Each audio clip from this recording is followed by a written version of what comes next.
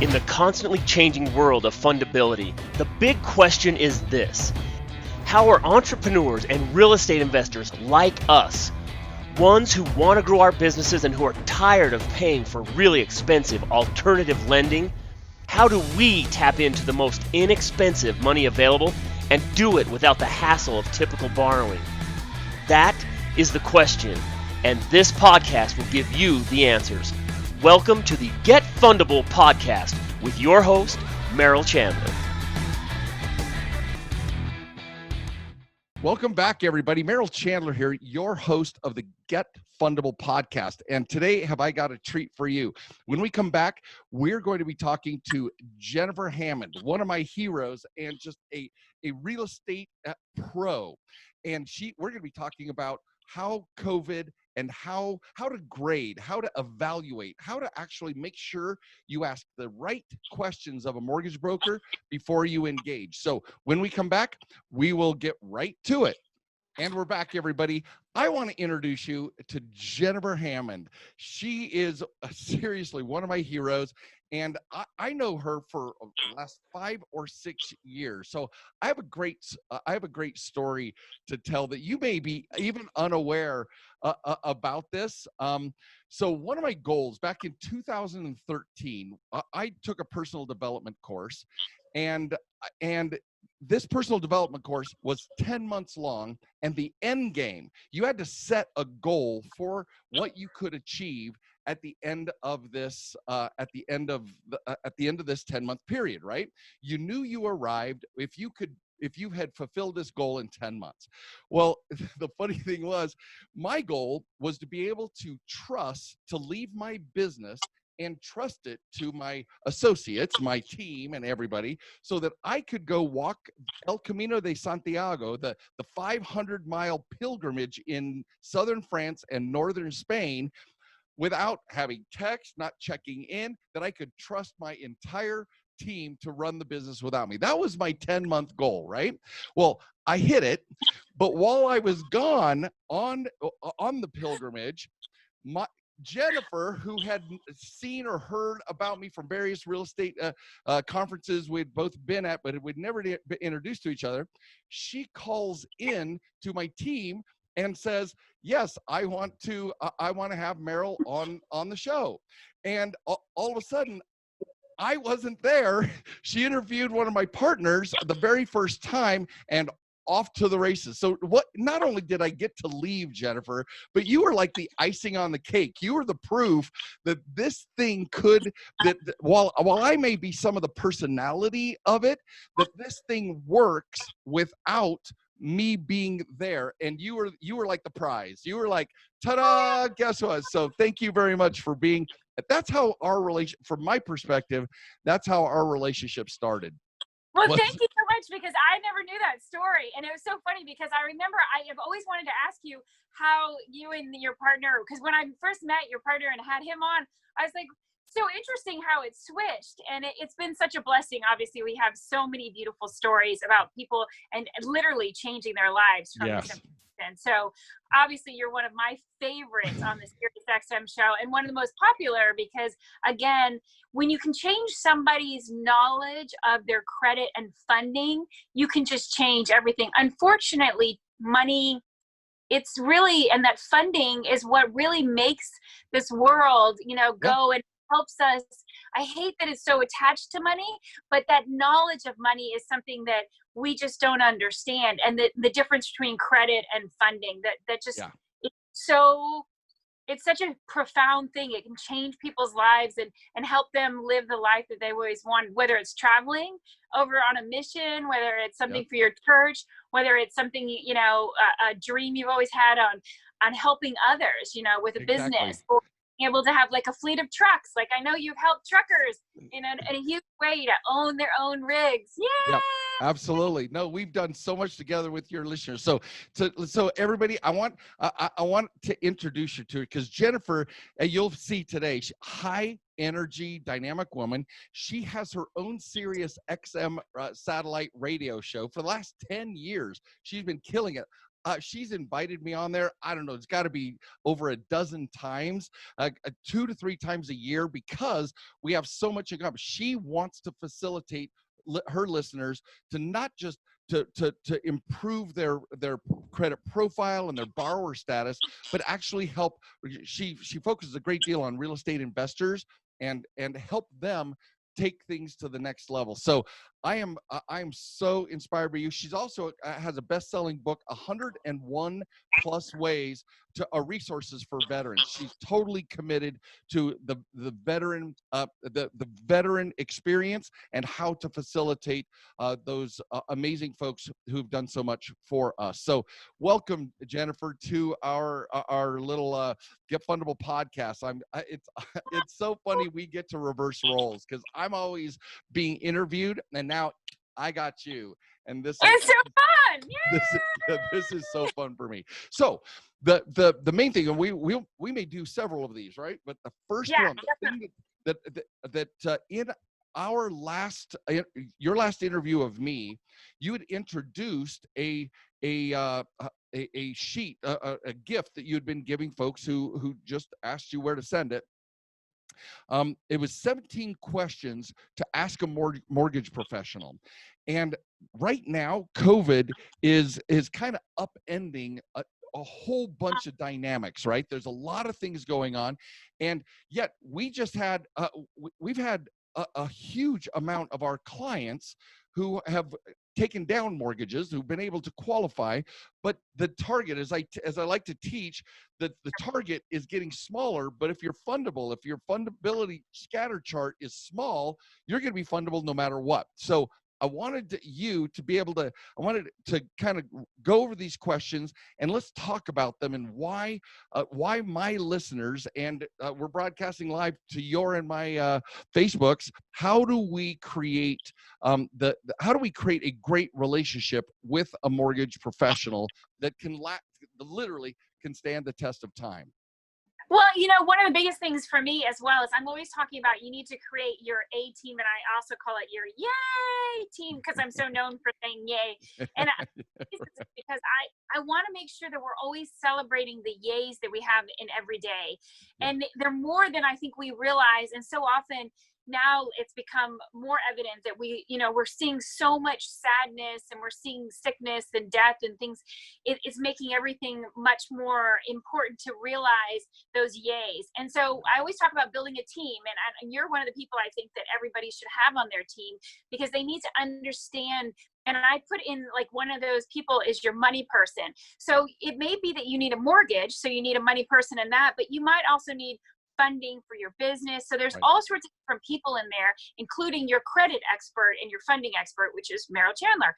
But when I was looking at COVID-19 recently, I started getting a bunch of these phone calls, and I was on some other radio shows, and people were saying, well, I'm thinking about refinancing, or I'm thinking about, and I thought, wow, with a mortgage, anytime you're talking to a mortgage professional, you need to ask them certain questions. And when I would start to interact with people, I realized, oh my gosh, they never even asked for. People don't know what to ask. If you don't ask, you don't get. And like Jack Canfield, Chicken Soup for the Soul, and he's also author of the Success Principles. He always says, ask, ask, ask. Yes, always. And so important. So these 17 questions kind of grew out of that need to just desperately want to help people, no matter if you're just looking to get a refinance or if you're going to go buy a property. And it could be a commercial property, but these are really specifically focused on residential properties. And as you know, I know you said I've been doing real estate as a licensed real estate agent for 23 years, since 1997. And in the Washington, D.C. area, I'm licensed in 3 jurisdictions, Virginia, D.C., and Maryland. So I love helping people get the best deal on their mortgages. So now I'm not super popular with mortgage brokers. You should know that. Well, that's why we're talking. We want our listeners to be able to say, how do I find someone who's going to serve my needs? And then we can build a relationship with them over the long haul, right? They first have to be somebody I want to work with, right? Yeah. Well, it's really funny too, because I've had some people recently do this and have they literally emailed it over to their mortgage professional. No. I was like, well, that's kind of creative. But I recommend that you don't email it to them. I recommend that you actually go through and you write the answers, because you should have some back and forth with this. But I will tell you, the mortgage professionals that have gotten a copy of this are not pleased with me at all. I mean, talk about like pulling back the curtain like the Wizard of Oz. No, they truly. are not. No, it's true. And you guys, take that as your first hint. This is not something you email, and it needs to be conversational, right? You need to, when you ask a question, you make it sing-songy, like, oh, and by the way, I wanted to know this too, right? You make it conversational. You can't read it, or otherwise someone's going to be like, okay, I'm going to be hemmed in here. And nobody likes to have, especially as you're going to find out here shortly, how cool these questions are. Now, I do want to tell everybody where to go so you can download your own copy of these questions, because we're going to go over them. You're going to find them down in the episode notes, but you can also take a note right here while you're listening. You're going to go to JenniferJHammondLive.com. Jennifer J. Hammond, HAMMOND, Jennifer J. Hammond.com, or JenniferJHammondLive.com, and right on the front thing it talks about a free gift. This is that opt-in. So just tell Jennifer where to send it. Give her your email so she knows where to send this, and you're set, and you'll have your own copy of these. But please don't read them. All right. So let's. I wanted, before we started the questions, I wanted to address the Jack Canfield the question, right? The ask, right? Because one of the things that is so important, and I see this, and I know where, at least I have ideas about where it springs from. Many times we don't, and you and I have talked about this offline several times, but many of us don't believe we deserve something. And so we will answer a question for somebody without even, by not asking. By not asking, we're telling ourselves no, so that they don't have to, and we don't have to feel rejected again. Perfect example. In numerous times, I talk about in my boot camp about how individuals literally are broadcasting with the lender, don't lend to me. So tell me your thoughts on that whole deserving piece, because this is a heart piece. I never want any of my episodes to just be, the tech. But tell me your thoughts about that self-denial, or the process of not asking. Merrill, it's so important. I am so happy that you brought that up, because this is part of the reason that I realized that these questions is, I realized that by having my questions in their hand, they feel like they're leveraging me and my expertise, because they don't feel worthy to even ask these questions. Because what I've realized, and I am going to continue to expand on these questions for people, because they don't feel like they are worthy of, and I know you've seen this as well, but I can't tell you how many times I've seen somebody who they don't feel worthy of $1 million line of credit, or if they're buying a house. I mean, I've seen plenty that are coming out and they're buying their first multi-million-dollar house, and they've made amazing success in their life, but there's something in our heart, in our mind, I also would say there's a spiritual ridge there. No, absolutely, a spiritual call. Everybody knows about my deeply, my non-religious, deeply spiritual convictions that there is something vibrating deep inside of us that can vibrate us higher and higher, or lower and lower, right? In our vibration. And I agree with you so much. And it's funny, having that conversation recently with Jack Canfield about, I love when you can find something that gives you, whether it's music or whatever your grounding is. So like right before you call a mortgage professional and have this, play your favorite song, get yourself pumped up. You need to hear the Rocky theme. Get Rocky playing in the background. Da-da-da, da-da-da, right? Totally get it. That's why I love you, is because you get it, that we can move our energy such that we have a higher capacity to take the win. I did a podcast a few months ago called Take the Win, where I had written my book and I finished my book and I literally sent it to the printer. And then the next morning, I just started on my next project. I didn't even take a second to go, holy hell, I just finished my first book. Didn't take even a moment to take the win. So do you have any examples in your life where you have taken the win or where you kind of avoid it? Because I want our people to know that they're not alone. We're all kind of doing this in a way that sometimes it shortchanges us. Well, even I'm going to tell you one that I've never ever shared before, and that you're probably going to be surprised, but I'm going to be vulnerable in that. I remember when they gave me the SiriusXM radio show, I thought, oh, that was a mistake. They don't understand.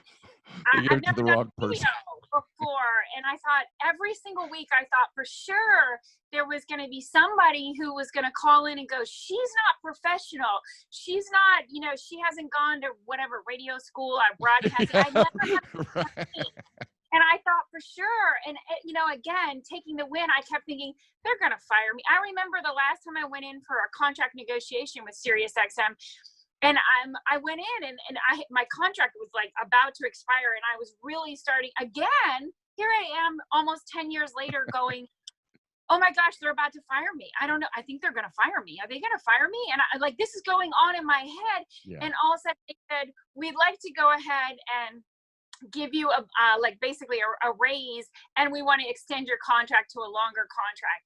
And I just looked at him, and I literally had to turn so they didn't see my eyes, because I started to fill up with tears, and I thought, oh my gosh, are they really serious? And they said, and I was like, and then of course I've had some, I've had some amazing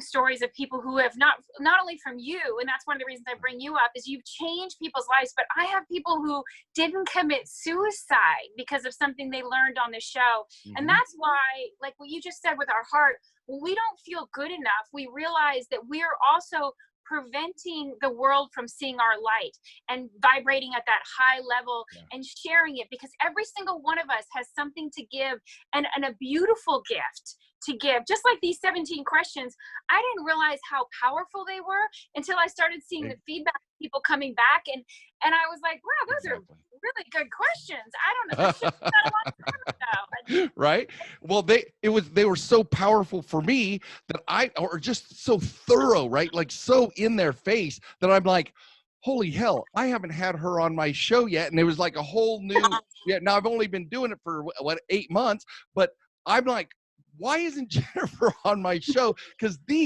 everybody needs to know these questions. Everybody on the planet needs to be able to ask a mortgage broker these questions. So it triggered me to a whole new a whole new level of I'd always been the recipient of your generosity, having me on your show and educating your people. But now we get to flip that script, right? We get to turn it upside down and have you talking to my tribe, because this is this. I was just going to use profanity, but because it's my thing, this shit's legit. So, guys, and the whole point is that our the kind of the metaphor comes to be a memory that I have of I'm always flying over, or I used to fly over the country going to different events or whatever, right? And there's and people say, when you say kind of letting the light shine, like the good book says, right? Your light shine, or at least vibrating at a higher level, right? But so many times you see, when I'm flying over the country in different parts of the country at night, and you see like one little light in this massive darkness, right? And it could be cornfields in Kansas, I don't know, but it's just the one little tiny light, and you can still see the one light. But then the more lights that are glowing, pretty soon some cities are just, you can see they're just lighting up the skies, right? From everybody. So every light counts, and everybody has a message, and everybody has the right to ask somebody to give them a win and make it a win-win. Because remember, doing a mortgage with somebody, they're not going to not win. It's just, do you get to win as well? And I believe you deserve it. I don't mean to put words in your mouth, but Jennifer definitely believes you deserve it. Absolutely. And that's one of the first things is really understanding, like you said, take the win. Like I've been doing SiriusXM radio for so long. Take the win. You know, people are learning things. Their lives are changing. It's worth it. It's definitely take the win, but make sure that you are also getting through whatever that ridge is, that spiritual ridge that, you know, I don't even know words really to describe it other than it's so easy for us to go, especially, and I know you shared a lot about your own childhood, but I had a rough childhood and I had a lot of people tell me I was stupid and that I was never going to make it. And I mean, just on and on, just so many awful things that now when I think about it, you know, I realize you have to, that's why I said the Rocky theme needs to go in your head. You need to just go forward, whatever inspires you, and make sure that you have that attitude before. And just like you have so many amazing things about, you know, working with credit card companies, but when you are going to talk about money is something that for some reason, you know, we have these things, again, these scripts going in our head. Money's evil. Well, no, it's not all evil. You know, if you're too focused on it, you think about the things that have been said. Money doesn't grow on trees. Well, you know, maybe some of that stuff is just weird little things that are in your head, and they don't mean that you're not worthy of an abundance of money. Every bit of money that's out there. Agree. But you have to have that attitude, and it's an attitude of gratitude, but it's also the ability to take that win. Because if you don't, then as you're going through these questions, because I've also watched now with these 17 questions, some people, they come back to me and they've saved thousands of dollars. Yes. And then other ones, they've saved just a little bit here and there. Everybody has a win on it, but it's fascinating. The difference has so much to do with the attitude that you approach it. That you're going in with it. Yep. I completely agree. So I think that's a great tee up for and we got lots to say. We have 17 of these puppies, but let's go through these and kind of talk about each one of them. So question number one, how long have you been working in mortgages? Do you love it? Is it a passion for you to help people understand their options? Do you work alone or with a team, right? So tell me about these. Yeah, this question is very much about understanding kind of the purpose behind that person. Is that person going to just kind of push you off on somebody else? Are they looking for you just to do an online application and the least amount of interaction, the least amount of their time? You want to know how much skin do they have in the game? Are they interested in being an educator? Are they interested, as I call, put you on the yay team? Are they wanting to be on your financial team to help you be better? You want to know what it is. And here they should tell you something that, and again, it's funny, one of the other things that I had somebody ask me recently is, what should the answers be? Well, we want them to be yay, right? Because if somebody is, remember the movie The Big Short? The Big Short literally talked about the people who got into mortgages because people were making $20,000, $30,000, $50,000 a month doing mortgages because it was just a mill. And then there were the people, all those people got kicked out of the business, or they fell off when times got hard because they're not truly about the win for themselves and for their borrowers. So it's, how long have you been working in mortgages, and what's your motivation? Do you love it? Are you just trying to get an app filled out, etc.? All right, great. So number two, what are the different mortgages that you offer? Programs, a VA, FHA, conventional, fire away, Jen. So this one's really important because you need to know what they offer. A lot of times people, they might know of one program, like they might know of a VA, and they think that only one lender does a veteran's loan. And all it is a government-backed loan, like a VA and an FHA. Right. But they need to know, and like there are some lenders that do what's called a portfolio loan, and this is a completely different kind of loan. So you need to understand what that particular lender has available. So like, for instance, if they have a toolbox, this is their toolbox. You know, they have FHA, VA, they have all the different kinds. But if they don't have the kind that you need, like if you're a veteran and you need a 0 down loan, if that's the kind of loan, and they don't offer it, or quite frankly, if they don't know it really well, like, they're not pros. Yeah, we could kind of do that, but they don't really do that very often. you're probably going to want to go to somebody. You might not even want to go to question number 3. Yeah. So that's part of what this is this is a way to weed out kind of the good versus the bad. And you should always, I mean, we should probably start with always look at least 2 lenders, if not 3 lenders, when you're interviewing, whether it's a refinance or whether you're just getting your very first mortgage. It doesn't matter. You should make sure that you interview more than one. Even if you like the way that someone answers the questions, again, there's so much you don't know. Yeah. And it's worth it to And interview. we're going to, at the end of this, we're going to talk about how to protect your profile and still interview these people. Because you do definitely want 2 to 3 people to interview them, but you don't want them pulling your profile yet until, but there's a couple of things that we can add in here. Go ahead. Yeah. Well, so it's very important also in this, the one thing that I didn't put in here but it is really important is knowing when they do certain loans, like, are they also somebody who likes doing those loans, which is kind of part of one too. Cause like you're going to find somebody who's a veteran who loves doing veterans loans.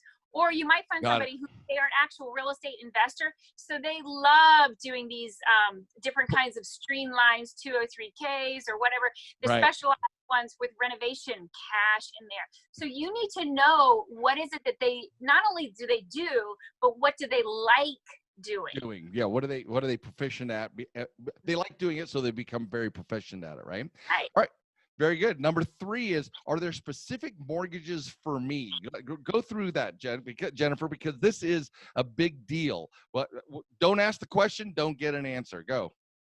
And this is so important because you think about this right now with COVID-19, there are so many amazing mortgages out there that are made specifically for firefighters, for doctors, for nurses, for the ambulance staff, all of these different ones. There's specific loans for those. And it's really important that you get that one because it'll have some of the parameters, and I won't get into the details so we don't get into the weeds, but it's so important to know that they're out there and that, quite frankly, these are going to be things that are just amazing to help you get into a position. And again, these could be programs that are actually on your state level or even on your county level. So they're programs that may be layered together. And that's how you get that specific mortgage. But then you need to know if that is a company that does that kind, or if it's just not possible. They have no idea if they say they have no idea what you're talking about, Move or on. there are no loans, then you know again that this isn't somebody who cares,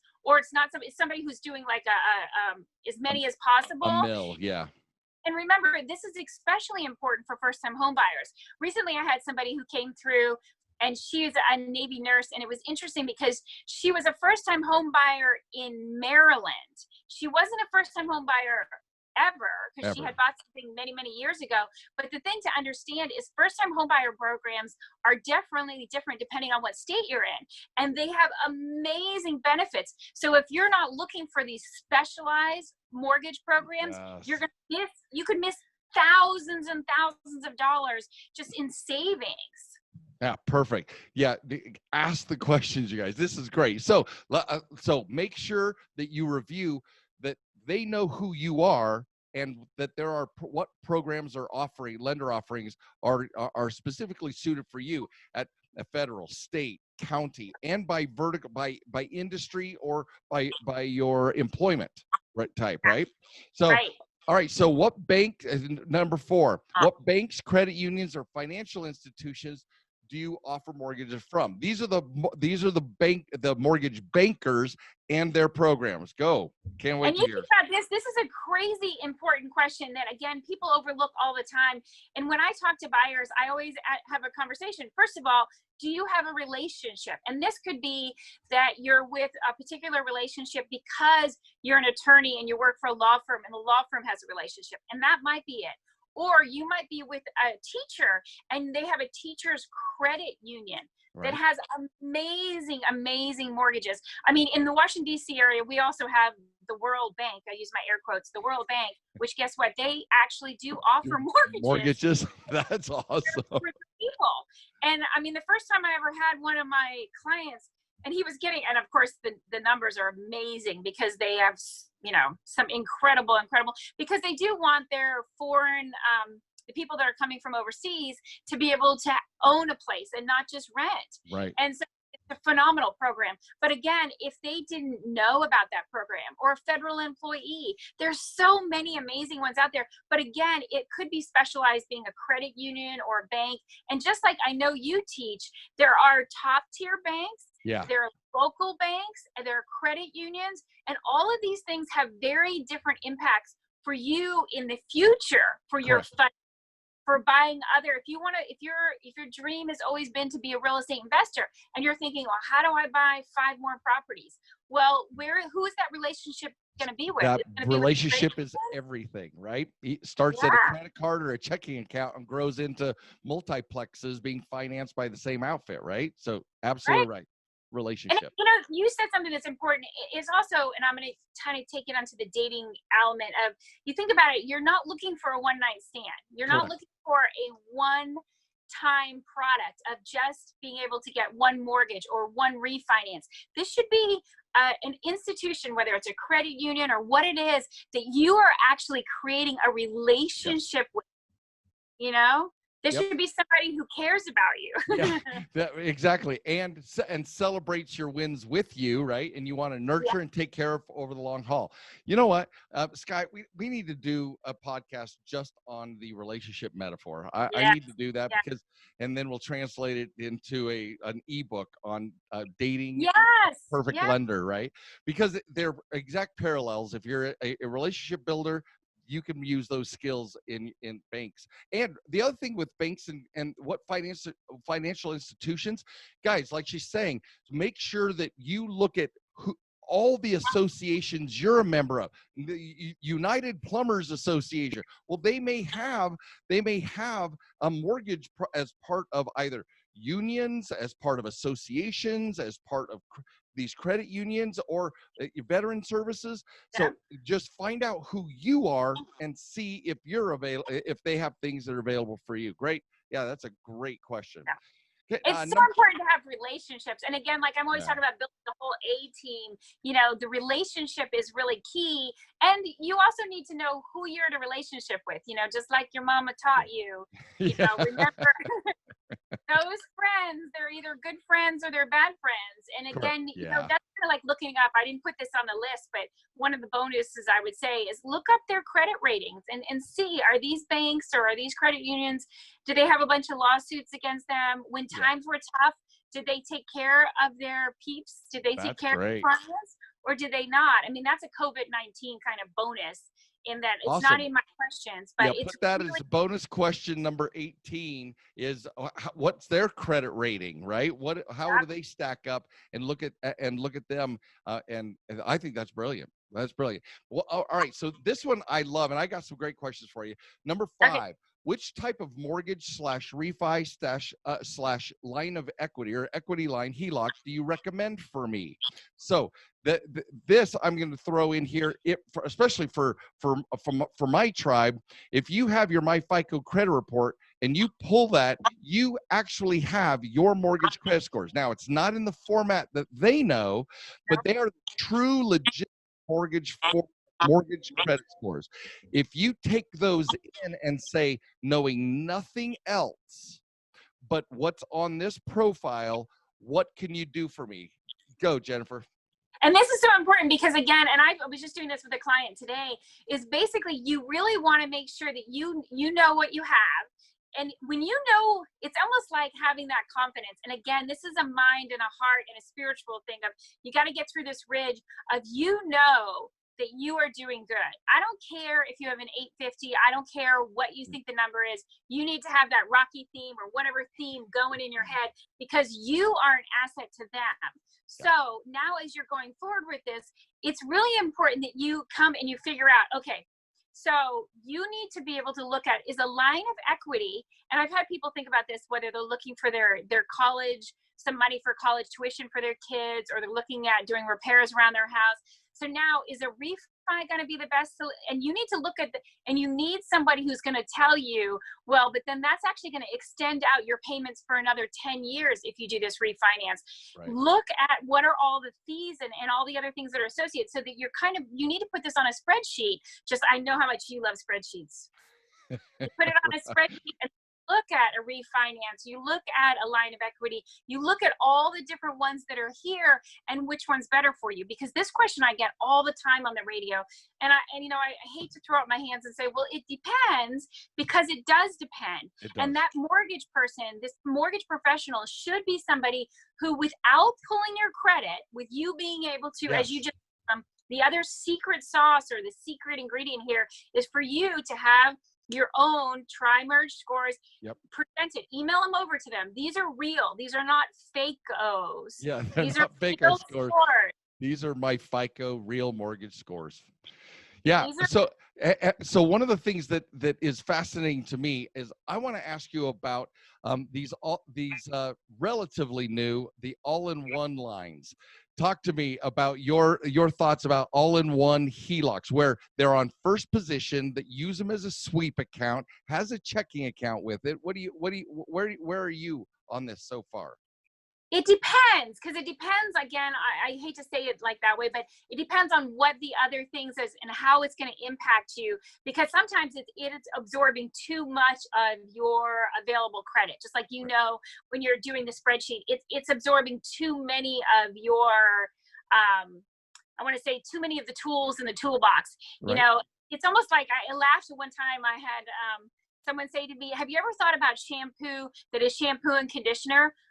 They kind of do two different things. Yeah, So right. really, why are they in one? And I understand the marketing side of that, but it's the same thing with this. When the all-in-one, you can't be all things to all people. So my opinion is you should be very careful about that. Yes, I mean, there are definitely situations where that would be a good thing, but for most part, you want to be very, very cautious on that. I have found it's not really what it's sold to be. Got it. I'd love to hear. I'd love to hear more about that as we continue this little as we grow our episodes together. So let's ask the next question. Number 6? What is the current interest rate available for me for each different type of these mortgages? The HELOC, the first, the second, that's an installment loan, and what's the monthly payment for each? Now I'm going to tell everybody, I've used this a number of times for my tribe, but bankrate.com is a great place to go reality check what you're asking what your mortgage broker to do, because one of the tests part of the reason why I love these questions is I, just like we do banks, we vet lenders, right? We teach our people, our tribe, to vet lenders. Well, you're right here, you're vetting a mortgage broker. And one of the ways you test a mortgage broker is you do the math, and then you send them to go do the math, and then you reality check their numbers and what things that they've added in or not that you didn't add in. And this is how you can reality check your things. So what's been your experience, Jennifer? So it's really important when you do this, that you're really looking at, and if you look at my questions and I say, what is the interest rate available? And then I put in parentheses, for me, because it's so funny and I just had this happen with another one of my buyers, where the interest rate that they were quoted, and then once we got into the deal, it was completely different. And they were like, I don't understand. And I said, it's one of the questions. And it's why I put it on there, is because what is the interest rate for you is different, unfortunately. And that has to do with all sorts of other factors in there. So you need to look at what that is. And if there is this discrepancy from like even what they first told you to what they are telling you today, because now guess what? You only have so many days to closing, and now you're kind of stuck. You're stuck with this lender. Oops, sorry, that's just what it is. And that's part of their game. That's part of their game is to sew you up. So just, and many of you may already know this, but here's just a simple and easy part. It's not the whole part of what she's referring to, but there's what's called the interest rate on the loan. Let's call it 4% right now. Interest rate on the loan. But then there's the effective APR, which bundles all of the fees and then divides it. And all of a sudden you have, you get 4%. And you're like so excited about this loan. But then you take all of the fees over time that are being added onto the front end, and then they divide it out. And all of a sudden you're at 4.65%. You're like, where did this 0.65 come from? Talk about that. And that's really, it's so interesting, because when I say that you're looking at, like, is a refinance, even like the question before, is a refinance better than just getting a line of equity or the different things? Because if you're refinancing, are you actually looking at the whole thing? Again, so often the lenders have said, oh, here's the shiny penny. Here's the shiny penny. It's the interest rate. It's the interest rate. And yet it's all the other things that they're doing. I mean, it's kind of almost like that. To me, it reminds me of a bully at school who's patting you on the back. You think everything's great. And yet what they did is they stuck like a kick me sticker. That's a great metaphor. That's a great analogy. It's just not fair. And yet you're the sucker who unfortunately, and then you're halfway down. And that's why I suggest that you ask these 17 questions of a mortgage professional beforehand, because you're going to get to know, even if you don't understand what, again, some people say they don't understand what the answer should be, but you should get a gut feeling on whether this person is willing to help you understand what you don't know. So again, you have the skill, like the guy who gets to learn to be a fisherman rather than you just, handing him a fish. Yeah, that's a great point. That's a great point, is that you may not know what the right answers are, right? But you will be able to find out their willingness to teach you what the answer should be. Because number 6 and number 7 question go together. What's the current interest rate available for me? But then number 7 was, how are all the fees associated with each mortgage option, right? There's insurances, discount points, originations, credit report. So that's what we're talking about, the 4%, but you add all these fees on top of it, can be a significant interest rate over time. Well, and one of the reasons that I broke these out into the 2 different ones is specifically because I am always, it still amazes me how often somebody doesn't know what PMI, private mortgage insurance, is, and how that's going to factor in, or the fact that you can actually get private mortgage insurance actually pulled off of your mortgage without having to do an entire refinance, which is another whole thing. We should do an entire show on that, but because it's amazing how simple it is to actually get that done, because it's a federal law. Now, again, the mortgage companies do not want you to know this information, because again, they're going to lose money on it. They don't want to have I mean, I hate that that's true. It's been my experience, and I've seen it from my own clients, and I always want to hug them and keep them safe. But unfortunately, it's like, oh, go swim with the sharks and it's going to be fine. You'll be fine. You'll be fine. They don't bite that hard. No, but that's the point, is that the entire game, you've been to my boot camp a couple of times where I talk about how auto dealers play the spread, right? Well, this is the equivalent. PMI is the equivalent of how auto dealers shop your file, pick the lowest and say that's approved at the lowest interest rate, and then keep the difference, right? That they're just trying to make more money, and in an level playing field. And our whole point here, guys, fundability means learning what you need to know. And that's why I'm so happy that you're here answering these questions, because these are the very things that are going to reveal whether or not a broker is truly just taking advantage of us. And you can actually negotiate, especially if you walk in there strong, you can actually negotiate a fair profit for the mortgage broker and come out of there both with a win for both. And what you just said is so important, because both an auto as well as a mortgage, you have the power depending on how much knowledge you have. And I know that, Truly. A lot of times I've used the example of when I was so excited, I was in my 20s and I was so excited because I had finally made enough money where I could buy a Mercedes. And I'm going to say it, I love Mercedes, but that definitely the very first salesman that I dealt with. And I even brought a friend of mine who was also, a real estate person. But he said to me, they took advantage of me in such a huge way. I mean, it was horrible. And I ended up going to another, I ended up signing all the documents, and I accepted it, and I felt like I just had to take it because, I don't know, I guess part of it is that whole thing of me not feeling good enough, and just to stand up for yourself. Yeah, to have the confidence to stand up for myself. And what ended up happening, thank God, is in the Virginia area, you get, and I can't remember if it's 2 days or it's a couple days that you can actually return it. And a rescission period, yes. Yes. And so I went ahead and I went to another Mercedes dealership and I showed him all my stuff. And the good news was he was a friend of one of my uncles. And he sat down with me and he said, Jennifer, you've been very, very taken advantage of. And he said, I would like to make this good. And they returned that Mercedes to that other Mercedes dealership.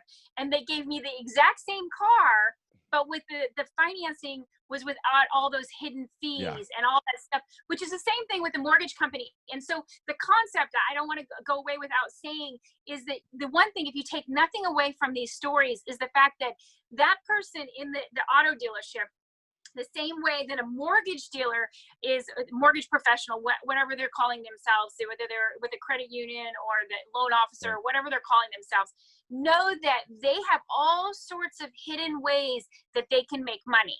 And that's different, like a licensed real estate agent or other factors that you're going to be impacted with in any kind of business. Just know that the money people, that it's just the way the game has been rigged, and it's been rigged that way for a very long time. Long time. Yeah, if you don't know, you are really in for it, because they are going to take advantage of you. And that's the reason I asked specifically about, like, because I have had so many people come back to me. And the reason that this question 7 is so important is because people will come back to me and they'll say, hey, why is my credit report, why does it cost $80 for a credit report? And I'm like, well, those are questions that if you asked up front, and again, you got answers, and you know that your credit report with most of them, are 20 or 30 bucks, why are they charging you 3 times that? Well, because they knew they could take advantage of you. And that's when it gets me so mad that it still happens. You think that it's not happening, just like the whole, it cringes every time I hear the word predatory lenders. And but there are still lawsuits right now about predatory lenders. They seem like they're being so friendly and fair with this whole COVID-19, but you need to know these questions, because if you don't, you're not going to be able to know if you got a good deal. You'll be paying for your ignorance. And and on a mortgage, the average mortgage refi is anywhere at least 5 years, right? So if you're holding it forever, that's a really expensive. If you're flipping it or doing a refi or something in 5 years, within 5 years, you're still remember, you're paying like 85% interest in those first 5 years. Relative to what percentage of your payment is actually going to interest. We'll get into that. We need to do this again. We should do it. We should do it number 2. A second part of it. I know absolutely. I already made a note, and I'm going to do 85% interest, because that'll be my trigger for this again. So let's go to number 8. What fees can be lowered or waived? Right after number 7, you're going to ask, come on. By the way, credit report, when I've been working with the same mortgage professional for 20 years. Every loan I've done, because I did my version of this a long time ago, and now we've become friends and et cetera. My personal homes, my investment properties, we went through 2008 together. It's a free for all. So she's an awesome broker.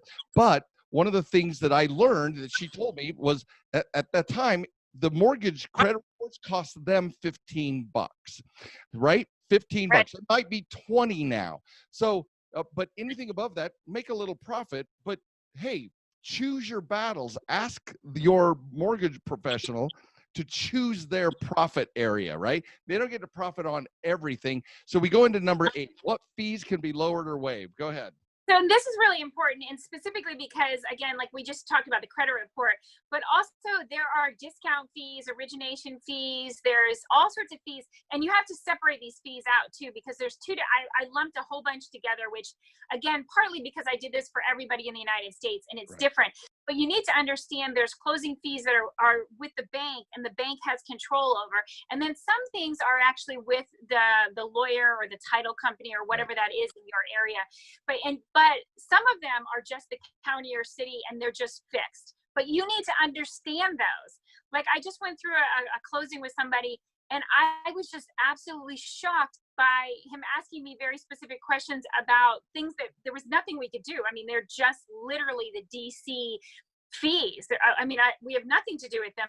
And we had gone through this, and I realized he still doesn't understand. And this is a key part of all of these.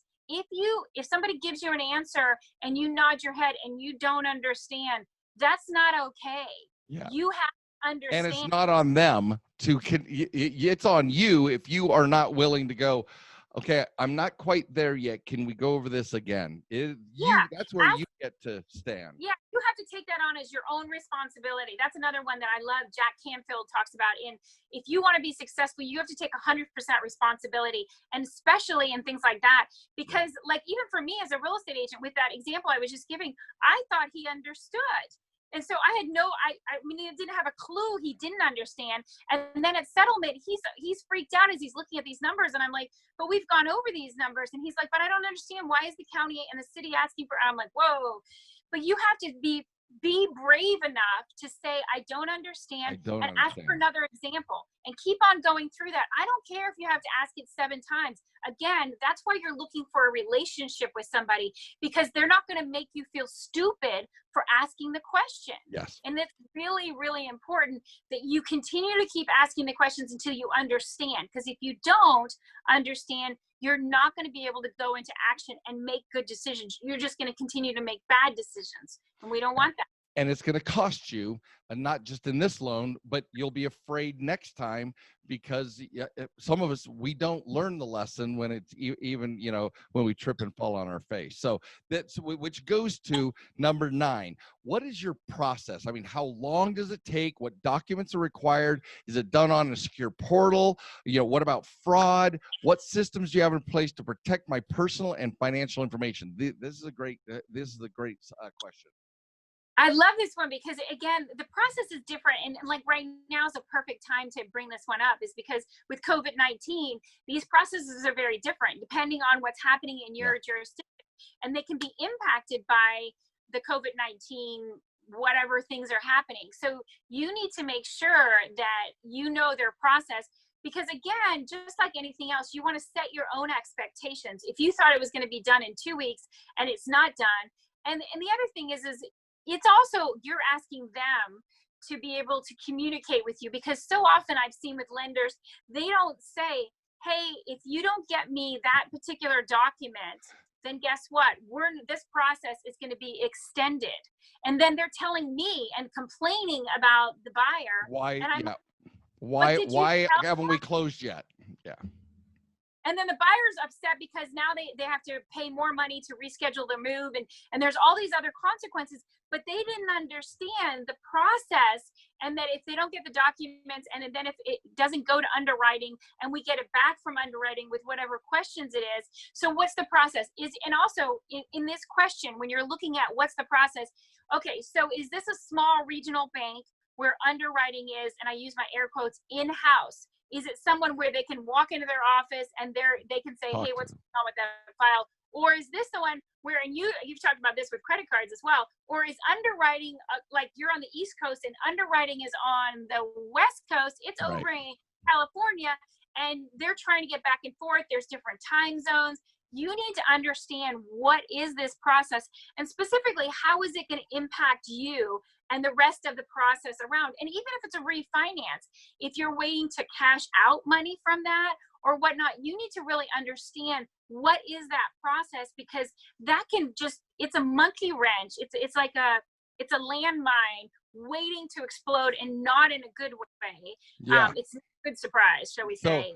So in our part 2, we're going to cover this as well. If you, for all my boot campers out there, you guys have seen where I go through, you need 20 points to get approved, and how underwriting works, and how they want you to not have AA or AAA papers. So this is important to understand what that process is, so that you can shorten, and nothing's more aggravating than being told it takes 30 days and it's 90 days until you close.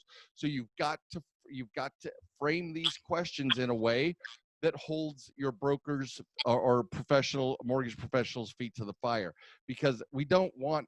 Some of us literally feel like we just crossed a 100-mile desert without water by the time we get our mortgage complete, and that's not fun. So no. There's some statistics that say that most people would rather spend at least one night in jail or have a full root canal rather than go through a mortgage process. There we go. I'm going to quote you on that. That's awesome. That's awesome. All right, guys. Number 10, how long will it take for this particular mortgage refi to be fully approved? How long will it take to get to closing, right? And this goes back to what you were just saying. Where's your underwriter? Down the hall or literally across country that you have to coordinate all this. So this is a great adjunct to the last question. And this is also part of this is in the other part in here is there's two things that we didn't talk about in the last one. Number one, fraud, which is happening a lot. And you need to understand what are they doing in their process to protect you from fraud. But number two, in this question, the other thing that's really important is understanding, the in-house versus somewhere else. The outhouse. Is it, the outhouse or is it in the in-house? And this is really important. Again, who is responsible? Is it a robot? And all had, oh my gosh, I just desperately want to talk to a human. And unfortunately, in this process, it's really important. The other thing, though, in COVID-19, and here's kind of a secret question that is kind of hidden in this, that's happened to me now already twice with closings in the middle of this COVID thing, is that they said, oh yeah, everything's approved, we're going to closing, everything's fine, but it didn't get funded. And I was like, we settled, everybody signed, they traded keys, and it's still, that loan was not funded. It did get funded. Okay, you guys, so let's spend just a moment on this, because remember, closing is not funding. Closing means all the party, as she said. Closing is where everybody signed the docs and everybody has affirmed that this deal works for everybody. And everybody's signed it, right? It's even been the fund, because let's add this to our little list. What is the home loan, the promissory note versus the mortgage, right? Because funding means you've engaged a loan, but no one has actually transferred the money to the seller, right? And that is what they call funding. Jennifer? Yeah, I mean, this is so critical. If you don't understand getting it funded, I mean, the money has to actually, and the thing is also, this is part of the process of this question, is you have to understand that one, sending the money is not the same as money arriving at the attorney's office and funding so that it goes to the seller. It has to actually arrive. And all of these banks have different things. I mean, I've seen one where it's 7 business days on a wire. Now, we all know that wire is really instantaneous. I mean, come on. It is. This is not like dial-up internet where yeah. It goes, but they won't acknowledge the money as arriving. This is critical, and it can stop everything. Yeah, because funding is, and right now during COVID, we haven't.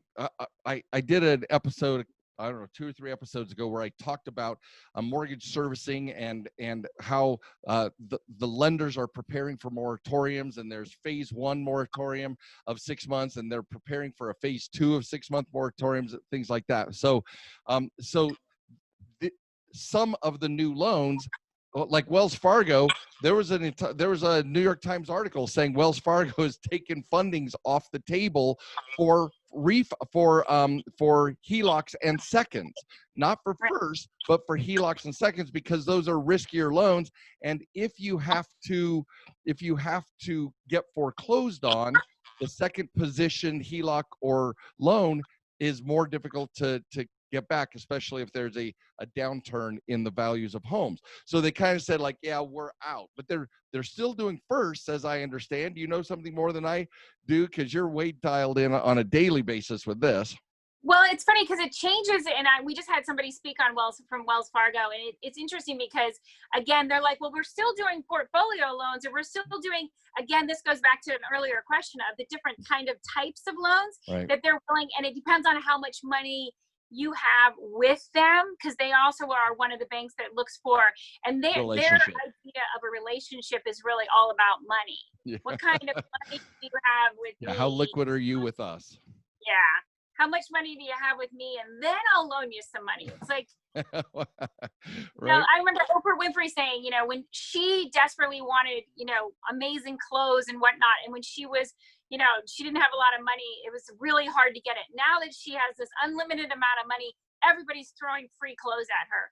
It's the same kind of thing with funding, in that these relationships, especially like with a Wells Fargo, they're looking for, well, if you got a whole bunch of money with me, well, then of course we'd be interested in talking to you. I'm happy to consider. Exactly. This is awesome. All right. Well, okay. Question number 12. I know there's a software that helps indicate what I can do to improve my credit score, and how will it change my mortgage terms, including the interest rate and fees. Do you have the ability to share this information with me? Go ahead. This one's amazing, and I've had a lot of different lenders tell me that they have this amazing software, and it's proprietary to just the lenders. But what they can do is they can say, hey, so if you go to your Discover card and you pay $5,000, and then you pay $2,000 on this store card, your Victoria's Secrets card, you have all these different, then they can tell you. So they have these amazing modules, I'd say, of being able to go, hey, if you do this and you do this, but be careful, because you also need to look at your big picture on what they're doing. Because I have had many people tell me, the lender told me to do blah, blah, and blah because of this software, and then it didn't work out so great for me in the long run. Even to the point, though, of them not getting the loan that they were promised. So these are yeah. So this now we're in my neck of the woods. So this is called Rapid Rescore software, and it happens in a couple of different ways. They're actually it's FICO software on that downloads a temporary version of software, and they can say, just like Jennifer's describing, pay this down. What if this collection got paid off? What if this thing were true or this thing were not true? And they can run scenarios. Now, here's the cool thing for all my tribe and for yours, Jennifer. If you subscribe to myfico.com, you have a very powerful version of that same software. They run scenarios about what your score would look like if you did certain things, because FICO is the one who gives it to the lenders. So this insider secret that they have, you also have access to, because I'm telling you to make sure you take in your MyFICO mortgage scores, but you can also show scenarios of what to do, pay downs, closure of accounts, opening of accounts, other things that will benefit, and you can show that score. And then once again, verify, then find out what the lender would recommend for you to do as well. So everybody go to the boot camp and find out all this stuff. That's what I have to say. It's important because, again, it's a balancing act, and it's important because, again, these 17 questions are really just scraping the surface. Like your boot camp, again, it's fun. It's so much fun, and I peeked in twice now, and it's so much fun because it's always different. But I also realize that it's constantly, like, you have to realize it's a little art, a little science. Art and science. Hey, have you been to my boot camp? Yes, of course. So no, it is art and science. It is about the flourish here and the raw data here, right? So which leads us into our question number 13. What could I do to get better? The scenario software at MyFICO, as well as it's called Rapid Rescore. Use it with your mortgage professional. They will know what you're talking about. But the question is what can I do to get a better interest rate and or terms and or fees and closing costs, right? What do I need to do? What is A paper? What is AA, AAA? What are the things that I could do to make this work better? You to make a profit and me to save as much as possible. Jennifer? And again, it's a win-win scenario. But one of the things that you said that's really important as asking that question is even just like talking and going, hey, I know about this software you have, this Rapid Rescore. And also I'm doing my side and I know it from, just like knowing your score. I know what my score is. I know what hasn't been removed. And again, hopefully you're doing what Merrill has taught you and you're actually, getting your name right and getting all your other stuff so that when you're talking to this lender and you're having this conversation, especially with this question, how can I get a better interest rate? Again, you need to make sure that when you're looking at the thing that most people look at, and the only thing that a lot of times people are only looking at the interest rate, and they're not realizing, well, the interest rate went down, but now my fees just went up. So where are they getting, and you just said it, where are they getting paid? They're not doing this for free. And you're not looking for charity when you're looking for a mortgage, but you are definitely looking to not be taken advantage of. You want a partnership. Yes. This should be a win-win. This should be a relationship. This is not a one-night stand. This is one where you become friends. This is somebody, like you said, you went through the hard times with. It's really, really important. 2008. Well, I did the run-up. I met her in the run-up, 2005, 2006, 2007, and it was a free-for-all. We had like 8 properties and a couple of $1 million plus properties. It was awesome. And then I was like, woo! Then I took the roller coaster ride on the way down, right? So, and imagine, I don't know if any of you have been to Las Vegas, but at the Needle, there's this ride where you start out close to the Space Needle, and then it literally goes out over nothing and then dips down and then dips down like you're falling, right? Well, 2008 for me in real estate was like dipping down, but not coming to the block. You just keep on going over me and my partners, all the way down. So that is, so you got to know what you're up against, right? You got to know what you can do to do better, get the best possible things so that you can weather any times that are coming up. Now, this one is so important. Number 14. We keep saying everything's important because that's why they're all on this list, right? But is there a prepayment penalty on this mortgage? And you guys, 2008 was the sad tale that I went through. So tell us what that is. Tell our listeners what that is, and we'll talk about it. So this is one of the things that a lot of people, and that's why I put it on the list, is it's actually not as common as it used to be, but it is still a question where every so often I'm like, oh my gosh, I'll be sitting at a settlement. I'm like, what?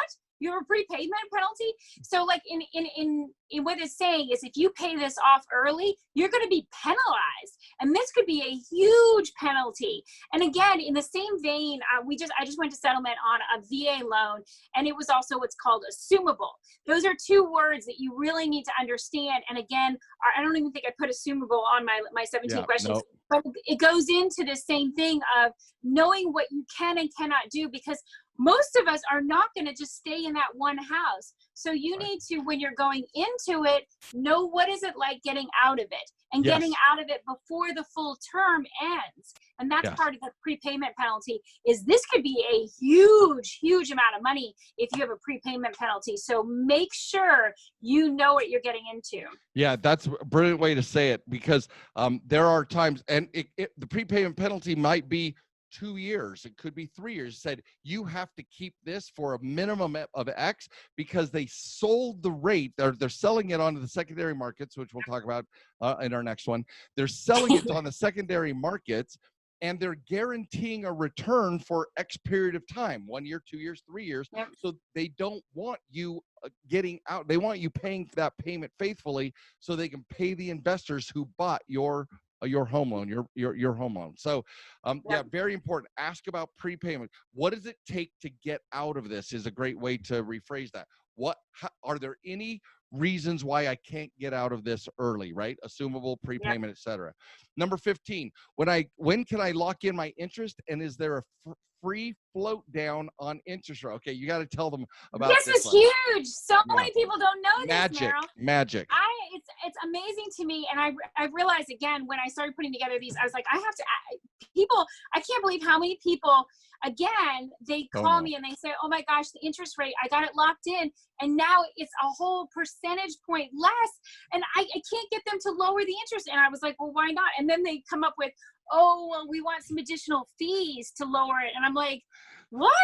And then I realized, oh my gosh, this is just another way that the mortgage companies are making money on you. Screwing you. Oh my, and it's really like, there are some choice words I could use. That's bad juju, just bad. Oh my gosh, why would you do that to somebody?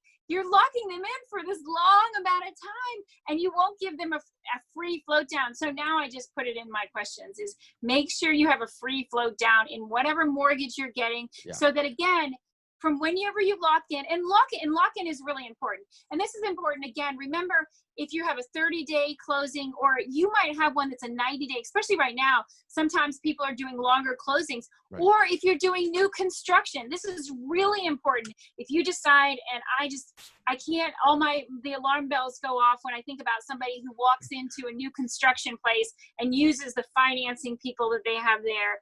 That just makes me, never. oh, what are you thinking? Why are you doing this? Yes. And that's partly because, again, these kind of things they put in there all the time. Like a lot of times they won't even have an appraisal contingency. So if it doesn't appraise, guess what? You need to come up with that additional cash. I mean, there's all sorts of things and gotchas on that. I need to do a whole one on new construction financing because it's totally different. But bring your own money to the deal, it's like going to a dealership to buy a car and not knowing the game and then relying on their financing, and they take advantage. Buying a new construction home and using the builder's financing is a guaranteed loss unless you have the ability to bring your own money or know these questions to ask and negotiate better with that lender. Now, I did want to define what she means by free float down, guys, is you can lock in your interest rate. If the interest rate goes up, you get to keep it for the entire term.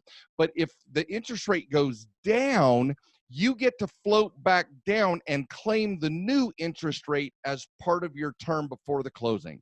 I just want to make sure what float down referred to. Yeah. Perfect. All right. And then number 16, are there any programs to help pay for my closing costs, like bank programs, grants, local governments, nonprofits, and this goes back to the new buyer programs. Many times new buyer programs can at least either help with costs or make sure that they're minimized. Go ahead, Jennifer. And this is amazing because like in Washington, D.C., we have a lot of programs that really will pay for all your closing costs. And these programs are different because some of them are a grant where they just give you the money. Some of them, which this is another one that's amazing because again, as we all know, cash is king.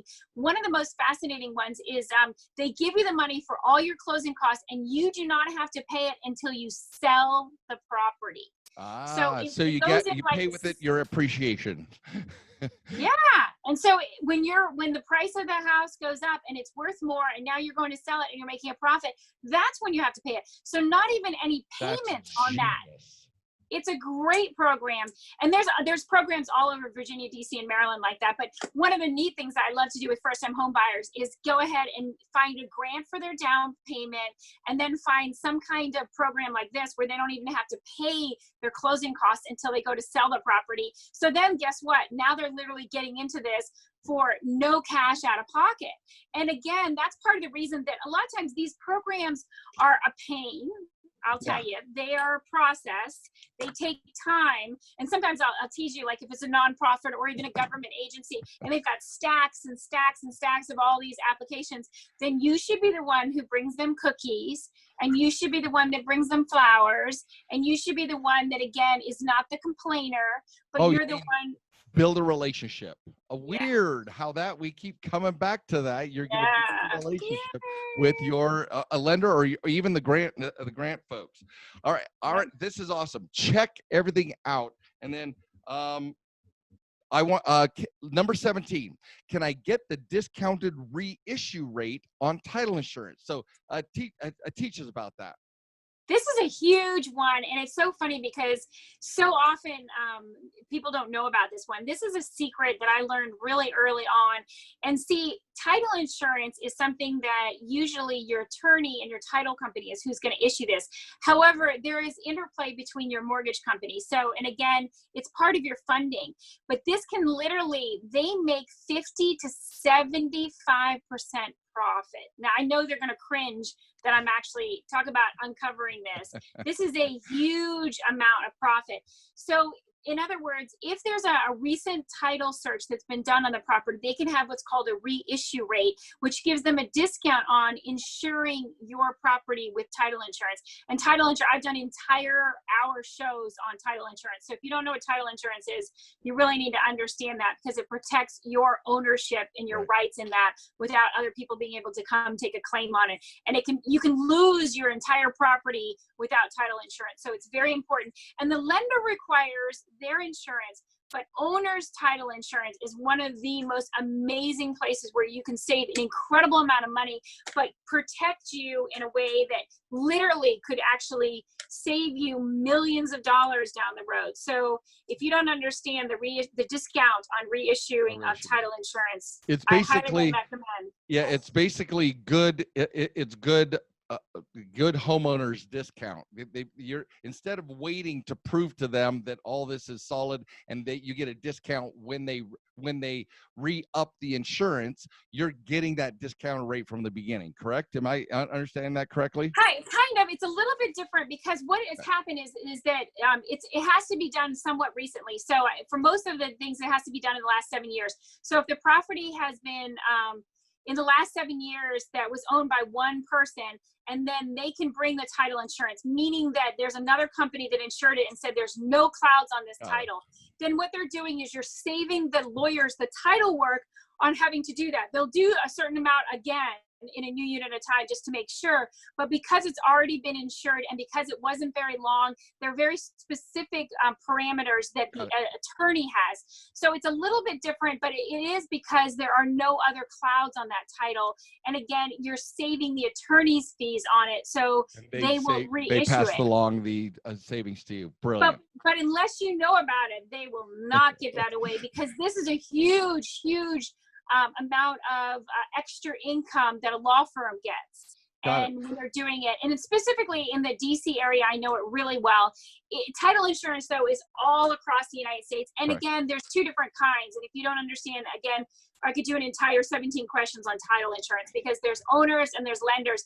And you need to understand, owners is not always required, but lenders is required if you're getting a mortgage. But owners is very important. If you're paying cash for a house and you're not getting some kind of title insurance, you're putting yourself in danger. So yeah, we should do a whole one on that. That's another one that could be very, very, because it's a huge amount of money, and it really does. Especially for cash buyers. Yeah, especially for cash buyers, real estate investors who are looking to turn their property over and be able to do this. So that, we got a couple things to talk about. All right, so guys, is she genius or what? This is what I'm talking about. This is why I love this woman. Her expertise is beyond compare. So thank you, Jennifer, for joining us here. First of all, a couple of things. How can people find you on the radio? Tell us how to find you on the radio. So if they go to the SiriusXM app, they just search Jennifer Hammond. You can also go to SiriusXM.com and then /on demand, and you can find Jennifer Hammond. If you have SiriusXM, then you just look for me on the Urban View. I'm on channel 126. I'm on Saturdays live, usually live.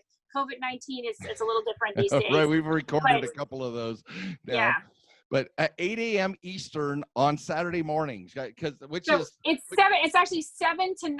So for 2 hours on Saturday morning, and then it replays at 2 p.m. Eastern from 2 to 4 Eastern, and then of course on demand on the SiriusXM app.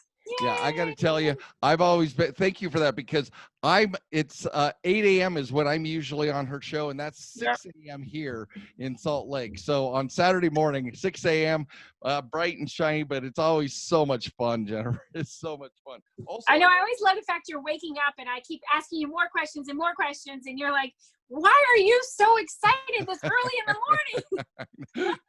Also, okay, so the radio, there's also, we want to, so you're going to go to jenniferjhammondlive.com and just tell her where to send the questions. It says free gift on the page, and the link will be down at the bottom as well, in our program notes.